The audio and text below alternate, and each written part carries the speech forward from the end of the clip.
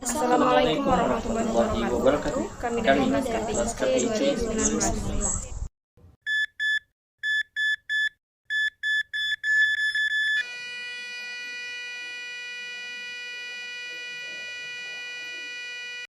COVID-19 telah menjadi pandemi terbesar sejak 100 tahun terakhir dan telah merenggut sejumlah nyawa di dunia. Sementara, lebih dari 33 juta orang dinyatakan terkena virus corona sejak bulan Februari tahun lalu. We're seeing different viruses, variations. That's what a variant actually means, where the virus is a small variation in its genetic code. It doesn't necessarily mean the virus behaves any differently.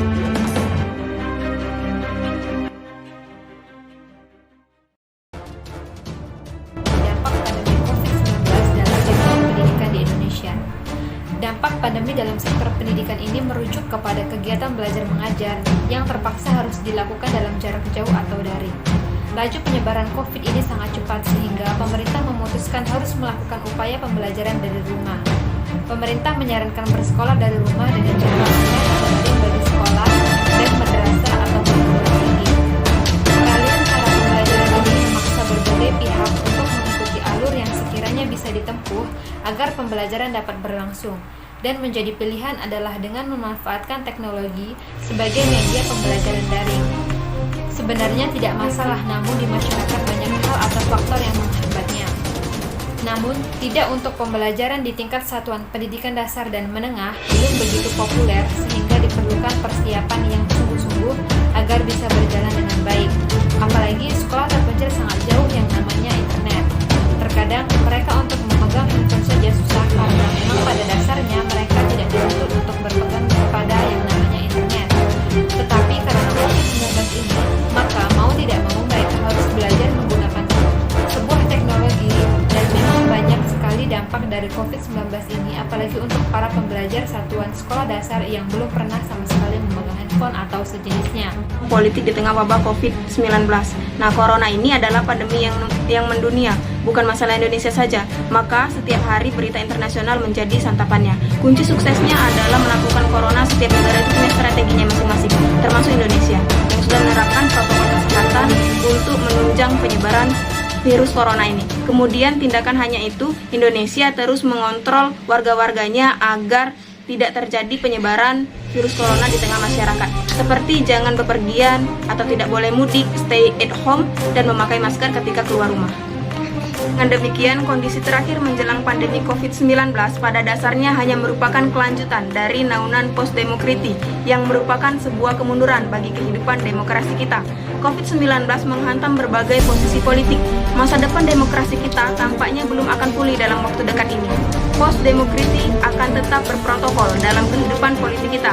Memang kita tidak akan mengarah pada model pemerintahan otoriter, namun belum juga akan mengarah pada bentuk pemerintahan demokrasi tulen. Berbagai indikasi menjelang dan saat terjadinya pandemi COVID-19 akan menunjukkan tanda-tanda yang mengarah pada dukungan bagi perbaikan demokrasi jika tidak ada sebuah terobosan politik. Hingga saat ini, perkembangan kasus COVID-19 di seluruh dunia telah mencapai angka lebih dari 70 juta kasus. Pemerintah telah melakukan berbagai upaya dan strategi untuk menanggulangi pandemi global ini. Sebagai upaya kuratif, pemerintah terus mengerahkan gugus COVID dengan melibatkan tenaga medis, tenaga kesehatan, serta relawan untuk membantu masyarakat yang terpapar virus ini. Namun di level masyarakat masih banyak kendala. Berbagai survei menunjukkan beberapa persoalan utama yang menghambat pemutusan rantai penyebaran virus, antara lain ketidakpedulian masyarakat terhadap akan bahaya COVID-19, cara pandang fasilistis, hingga alasan faktor ekonomi yang mengharuskan mereka untuk bekerja di situasi pandemi ini. Tidak bisa kita pungkiri bahwa COVID-19 bisa memiliki dampak yang sangat besar dan banyak aspek kehidupan masyarakat, baik ekonomi, sosial, maupun budaya. Salah satunya dampak yang terjadi pada ekonomi pembangunan infrastruktur. Dalam konteks infrastruktur, masa pandemi ini merupakan masa terkelam bagi pembangunan fisik. Bagaimana tidak?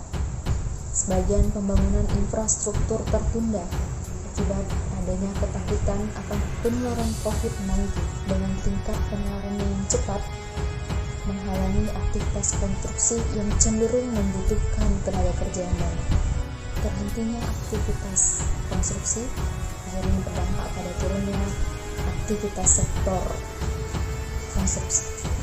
Transmisinya dapat dilihat pada bahan baku domestik yang tidak terserap, turunnya impor terutama bagi barang modal pendukung konstruksi, lapangan kerja sektor konstruksi yang turun, serta manfaat ekonomi yang tertunda atas terlambatnya penyelesaian infrastruktur tersebut.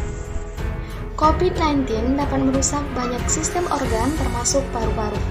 Paru-paru bisa rusak saat virus memasuki sel-sel saluran udara.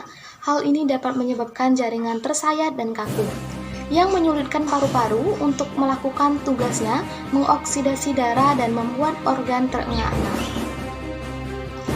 Virus juga dapat menyebabkan radang otot jantung atau gagal jantung bila organ tidak mampu memompa darah sebagaimana mestinya.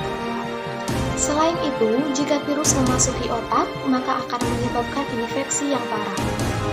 Doa dan harapan di tahun 2021 dilayangkan oleh semua orang, salah satunya adalah harapan agar COVID-19 cepat berlalu dan kehidupan kembali normal kembali.